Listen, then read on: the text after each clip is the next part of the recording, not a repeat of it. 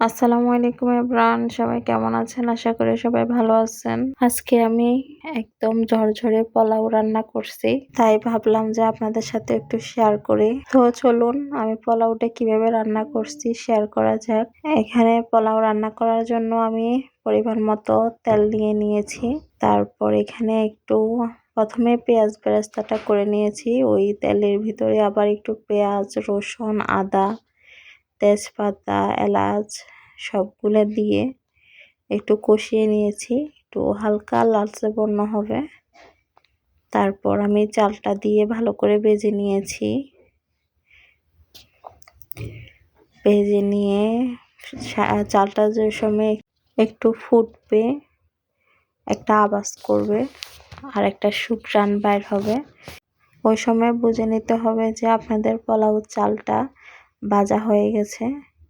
তারপর এখানে আমি পানি দিয়ে দিয়েছি। এখানে আমি পোলাও রান্না করার জন্য 2 মগ চাল নিয়েছি। একই মগে আমি পানিটাও মেপে দিয়েছি। 2 মগের জন্য আমি 3 কাপ পানি দিয়েছি, 1 কাপ দুধ দিয়েছি। তারপর এখানে আমি দুধ পাউডার, লেবুর রস, লবণ সবকিছু দিয়ে বলক তুলে নিয়েছি। তারপর আর একটু নেড়ে দেব যাতে নিচে না লেগে যায়। আমি সবসময় চেষ্টা করি একদম সহজ উপায়ে রান্না করার। আমার কাছে হিবিজিবি ঝামেলা একদম ভালো লাগে না। আমি সবসময় চাই ঝামেলাবিহীন কাজ করার জন্য, যাতে আমারও কষ্ট না হয়, রান্নাটাও তাড়াতাড়ি হয়ে যায়, রান্নার ভিতরে যাতে বিরক্তিবোধটা না আসে। তো সেজন্য আমি যতটুকু সম্ভব চেষ্টা করি যে রান্নাটা সহজ করে করার জন্য। তো এখানে আমি মটর দিয়ে দিয়েছি। মটরটা সিদ্ধ করা, এখানে সিদ্ধ মটরটা পাওয়া যায়। তো তো একটু ভাপে দিয়ে দিয়েছিলাম কিশমিশ দিয়ে। তারপর আর একটু নেড়ে দিচ্ছি। এখন আমি একটু ফুড কালার দিয়ে দেব, দেখার সৌন্দর্যের জন্য আর কি। এটা তো কোনো স্বাদ বাড়ায় না। ফুড কালারটা দিলে একটু দেখতে সুন্দর লাগে, কালারফুল লাগে, ওই জন্যই দেওয়া আর কি।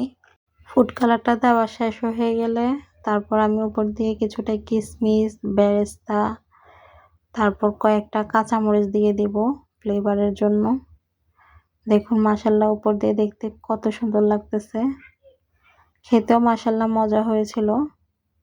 শুধু শুধু আমার ভাই, আমার হাজবেন্ড, আমার মেয়ে তো বলতেছে এগুলা শুধু শুধু খাওয়া যায়, কেন মাংস রান্না করছো। মাশাআল্লাহ খুব মজা হয়েছিল। তো আমার ভিডিওটা যদি ভালো লাগে থাকে প্লিজ লাইক, কমেন্ট, শেয়ার করে পাশে থাকবেন। আজকের ভিডিও এই পর্যন্তই। আল্লাহ হাফেজ।